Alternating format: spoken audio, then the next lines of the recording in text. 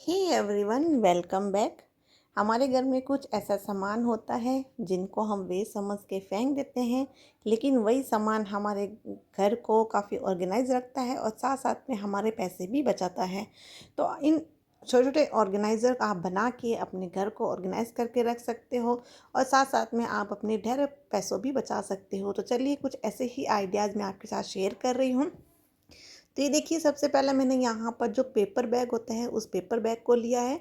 हम पेपर को समझ कर फेंक देते हैं कि ये हमारा कोई भी काम का नहीं है। लेकिन अगर आपके पास इस तरीके के पेपर बैग है तो आप बहुत ही अच्छे अपने वार्डरोब को ऑर्गेनाइज करके रख सकते हो। तो आपको करना कुछ भी नहीं है कि ऊपर से इस तरीके से आपको फोल्ड कर लेना है। मैं यहाँ पर इसके जो हैंडल थे उनको कट करना भूल गई थी और डायरेक्ट इसके अंदर मैंने फ़ोल्ड कर दिया। और उसके बाद मैंने हैंडल ऐसे ढूंढ रही थी कि मेरे हैंडल कहाँ गए, लेकिन दिमाग में नहीं आया कि मैंने इसका हैंडल को कट ही नहीं किया। तो कभी कभार ऐसा हो जाता है कि हम कुछ ना कुछ भूल जाते हैं। तो इस तरीके से मैंने यहाँ पर इसको अंदर की तरफ फ़ोल्ड करके इसकी शेप थी, इस शेप को अच्छे से सेट कर दिया था। और सेट करने के बाद देखिए, अब यहाँ पर मुझे तो हैंडल मिले नहीं थे ऐसे ढूंढते ढूंढते, लेकिन आपके हैंडल कट करके आप अपने साइड में कहीं भी हैंडल को भी इसको लगा सकते हो। अब मैं यहाँ पर बिना हैंडल का ही बना रही हूँ और इस तरीके से आप अपने कपड़ों को अरेंज करके रख सकते हो। तो देखिए कितने अच्छे से ये अरेंज हो गया है। और वार्डरोब में जब हम एक के ऊपर एक रखते हैं तो एक कपड़ा निकालते वक्त सारी हमारी जो लाइन बनी हुई होती है कपड़ों की वो सारी नीचे गिर जाती है। आप चाहो तो इस जो हमने ये पेपर बैग है इसको आप कलर करके रख सकते हो या फिर वॉलपेपर से भी आप डेकोरेट इसको कर सकते हो। तो आप अपने अकॉर्डिंग इसको कैसे भी यूज़ कर सकते हो। आपको इस तरीके से प्लास्टिक बैग खरीदने की ज़रूरत नहीं पड़ेगी। कुछ हमारे पास क्या होते हैं कि इसे जब सॉक्स लेके आते हैं तो सॉक्स के साथ इस तरीके के हैंगर्स निकलते हैं, या फिर इस तरीके के पैकेट्स होते हैं उनके साथ भी इस तरीके के हैंगर्स निकलते हैं। तो आज हम इन हैंगर्स का ही यूज़ करेंगे। तो यहाँ पर देखिए, मैंने अपनी एक बैंगल ले ली है और मेरी बैंगल कुछ इस तरीके की थी कि नीचे का जो पोर्शन था उसमें ट्रांसपेरेंट था। तो इस ट्रांसपेरेंट को ही मैंने डायरेक्ट ले लिया है और उसके ऊपर मैंने यहाँ पर एक हैंगर को इस तरीके से स्टिक कर लिया है। अगर आपके पास नॉर्मल दूसरी हैंगर है तो आप वैसे भी स्टिक कर सकते हो या फिर उसके ऊपर कोई रिबन वगैरह लगा के उसको डेकोरेट कर सकते हो। देखिए इस तरीके से आप कहीं भी इस बैंगल को हैंग कर दीजिए। और हैंग करने के बाद अगर आपके घर में छोटी बच्ची है तो आप उसके हेयर बैंड इस तरीके से हैंग करके रख सकते हो। या फिर आप देखिए अपने बच्चों के इस तरीके से टाई बेल्ट स्कूल के भी लगा के रख सकते हो, या फिर अपने हस्बैंड के किसी के भी इस तरीके के टाई बेल्ट है तो आप वो भी कहीं भी वॉल पे या फिर अपने ड्रेसिंग एरिया में या अलमीरा में जहाँ आप यूज़ करना चाहो आप वैसे हैंग कर सकते हो। उसके बाद देखिए इस तरीके की ये प्लास्टिक बैग थी। यहाँ पर जब भी हम शॉपिंग करते हैं तो अंडरगारमेंट्स वगैरह या जो भी आते हैं इस तरीके के पाउच आते हैं। तो इन पाउच को आप इस तरीके से जो भी आपके छोटे मोटे यहाँ पर डॉक्यूमेंट्स हैं जैसे एटीएम आधार कार्ड वगैरह जो भी होते हैं उनको आप इसमें डाल के इस तरीके से, चाहो अगर बिना हैंगर का है तब तो आप अपने वार्डरोब में ऐसे ही ड्रॉ में रख लीजिए, अगर हैंगर लगा हुआ है तो आप इस तरीके से हैंग करके भी रख सकते हो। तो है ना बिल्कुल काम के आइडियाज़। तो इसी तरीके से देखिए एक छोटी सी मैं आपको इसमें ट्रिक दे रही हूँ कि जब भी हम ब्लैंकेट लाते हैं तो ब्लैंकेट पे इस तरह का कवर होता है, लेकिन काफ़ी टाइम इसको रखने के बाद इसका जो कवर होता है वो इस तरीके से फट जाता है। यानी हमारे ये जो कवर होता है फिर बिल्कुल ही काम का नहीं रहता, बिल्कुल वेस्ट है। तो इसको हम वेस्ट समझ के नहीं फेंकेंगे, इसको हम पहले यूज़ करेंगे उसके बाद इसको फेंकेंगे। तो इसमें से मैंने यहाँ पर देखिए इसका जो है ये था होल्ड वाला पकड़ने के लिए होल्डर, तो इस होल्डर को हम फेंकेंगे नहीं, हम रख लेंगे। क्योंकि जब भी हम कोई भी ऑर्गेनाइज़र बनाते हैं, जैसे मैंने ये वाला ऑर्गेनाइज़र बनाया था, ये वाला होल्डर तो इसी के बॉक्स के साथ आया था। लेकिन अगर आपके पास ऐसे एक होल्डर ना हो और आपको होल्डर चाहिए किसी ऑर्गेनाइज़र में तो आप इस तरीके से लॉक वाला होल्डर उसमें लगा सकते हो। और उसके बाद देखिए जिप है, इस जिप को भी हम फेंकेंगे नहीं। जब भी हम कोई दूसरा ऑर्गेनाइज़र बनाएंगे या कुछ भी कहीं भी हमें जिप की ज़रूरत पड़ेगी तो इस जिप को हम वहाँ यूज़ में ले लेंगे। तो मैं यहाँ पर जैसे ब्लैंकेट का दोबारा कवर बनाऊँगी तो उस कवर के अंदर मैं इस जिप को ऐड कर लूँगी। तो इस तरीके से आप जिप को और होल्डर को निकाल लीजिए। उसके बाद जो बचा हुआ एक्स्ट्रा फैब्रिक है उसको आप फेंक सकते हो। हमारे घर में क्या होते हैं कि हम ऑर्गेनाइज़र बना के सॉक्स वगैरह इस तरीके से डाल के रख लेते हैं, लेकिन सिंगल सिंगल रखने के कारण क्या होता है कि हमें जो भी हमारे सॉक्स होते हैं वो सॉक्स बिल्कुल भी मिलते नहीं है। एक सॉक्स कहीं होता है, दूसरा सॉक्स कहीं होता है। तो इसके लिए छोटी सी ट्रिक है कि आप एक सॉक्स को दूसरे सॉक्स के अंदर डाल के इस तरीके से उसकी एक बॉल शेप बना लीजिए, जिससे क्या होगा, दोनों सॉक्स को एक साथ आपको ढूंढने में आसानी होगी। तो आप इसको बना के या तो इसको डायरेक्ट बॉक्स में ऐसे ही रख लीजिए, लेकिन मैं यहाँ पर इन सभी को एक साथ ऑर्गेनाइज़ करके रखूँगी, तो आपको दिखाऊँगी कि किस तरीके से ऑर्गेनाइज़ करूँगी, या फिर जिस तरीके से अभी बॉक्स में मेरे पहले रखे हुए थे आप वैसे भी रख सकते हो।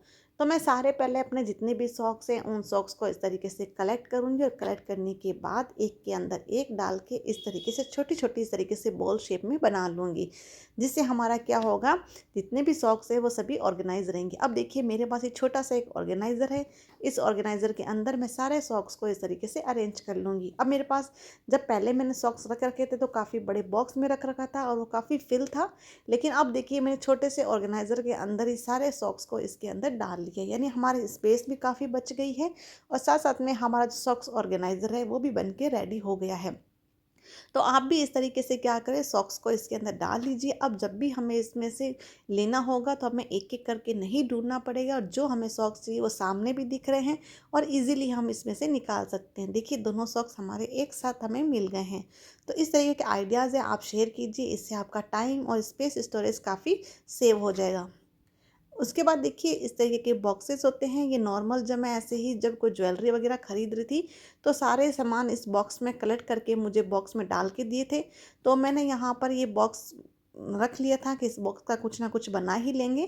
तो आज मैं इस बॉक्स को फिर बना रही हूँ, तो यहाँ पर जो ऊपर वाला कवर था इसको बिल्कुल प्लेन कर लिया कटिंग करके, और जो यहाँ पर जो नीचे वाला जो इसका पोर्शन था मैंने इसको हाफ़ फ़ोल्ड कर लिया है। तो हाफ़ फ़ोल्ड करने के बाद अब हमें इसके जो किनारे हैं, किनारों पे हमें ग्लू लगानी है, ताकि इस अच्छे से इसके ऊपर पेस्ट हो जाए। फिर भी हम यहाँ पर ग्लू लगाने के बाद भी हमें इसमें थोड़ा और इसमें मजबूती देंगे। आप चाहो तो इसको पोर्शन को इतना ही रख के आप इसको डेकोरेट कर सकते हो, लेकिन मैं आपको यही सजेस्ट करूँगी कि आप जो चीज़ भी बनाओ उसको मजबूत बनाएं, ताकि वो हमारा काफ़ी टाइम तक चले। तो सबसे पहले मैंने इसको मास्किंग टेप की हेल्प से इसको कवर किया है, जितने भी जॉइंट थे। अब उसके बाद मैंने यहाँ पर, मेरे पास ये जो ग्लू का खाली डब्बा था उसमें नीचे ग्लू बची हुई थी, तो उसी में पानी डाल के मैंने एक ही पेस्ट को तैयार कर लिया है। आप अगर बनाना चाहो तो सेम क्वांटिटी का पानी और यहाँ पर ग्लू यूज़ करते हुए इस पेस्ट को बना सकते हो। मैंने इस बॉटल के अंदर ही बनाया है, क्योंकि इसमें काफ़ी ग्लू साइड से लगा हुआ था, तो मैंने फिर उसी ग्लू का यूज़ कर लिया है। अब उसके बाद देखिए इस तरीके से मैंने ब्रश की हेल्प से यहाँ पर जितने भी पेपर थे, छोटे पेपर को कट करते हुए मैं पूरे यहाँ पर जो भी मेरा ये पूरा पीस है इस पीस को कवर कर दूंगी। फिर मैं इसको ड्राई करने के लिए रख दूंगी, जिससे क्या होगा, ड्राई होने से ये काफ़ी हार्ड हो जाएगा और हमारा ये मजबूत सा बन जाएगा। अब आपके पास जो भी वॉलपेपर है, पेपर है या कोई भी फैब्रिक है, उससे आप इसको पूरा कवर कर दीजिए, जिससे हमारा जो भी न्यूज़पेपर या कार्डबोर्ड है वो बिल्कुल भी दिखाई ना दे। तो मैं यहाँ पर देखिए इस तरीके से ग्लू की हेल्प से, यहाँ पर मेरे पास एक ये फैब्रिक है, मैं इस फैब्रिक का यूज़ कर रही हूँ। तो आगे आगे जो फ्रंट वाला पार्ट है, इसमें मैं जितना हो सकता है ये कढ़ाई वाला पार्ट ले लूँगी। बाकी अगर पीछे की तरफ प्लेन आता है पार्ट तो हमें कोई ज़रूरी नहीं है, और अगर आप ना भी लगाना चाहो तो वो भी आप पार्ट को स्किप कर सकते हो। लेकिन मेरे पास ये फैब्रिक का टुकड़ा फिर मैंने ऐसे रखा नहीं, मैंने कहा थोड़ा सा रख के अब इसका क्या करें, तो इसलिए मैंने पूरा ही फैब्रिक है ना, इसके अंदर साइड में पूरा लगा दिया चारों तरफ, ताकि जो मेरा पूरा ये बॉक्स है वो अच्छे से कवर हो जाए, बिल्कुल भी दिखाई ना दे। पीछे की तरफ हैंग करने के लिए मैं इस डोरी का यूज़ कर रही हूँ, इसको पेस्ट कर दिया है, और ऊपर की तरफ एक छोटा सा फैब्रिक और लगा दूंगी, जिससे हमारा जो हैंडल है ये यहाँ पर हैंग करने के लिए वो अच्छे से मजबूत बन जाए। अब इसको हम ड्राई करने के लिए रख देंगे, क्योंकि काफ़ी गीला है तो अभी हम इसको हैंग नहीं कर सकते। ड्राई होने के बाद देखिए हमारा एक ये ऑर्गेनाइज़र बनके बिल्कुल रेडी है। आप इसको कहीं भी यूज़ कर सकते हो, चाहे पेन होल्डर में यूज़ कीजिए या रिमोट होल्डर में, या फिर अपने कहीं भी इसको हैंग करना चाहो तो अपने किचन एरिया में भी इसको हैंग कर सकते हो। लेकिन मैं यहाँ पर देखिए रिमोट डाल के हैंग कर रही हूँ कि बच्चे इधर उधर रिमोट को खो देते हैं।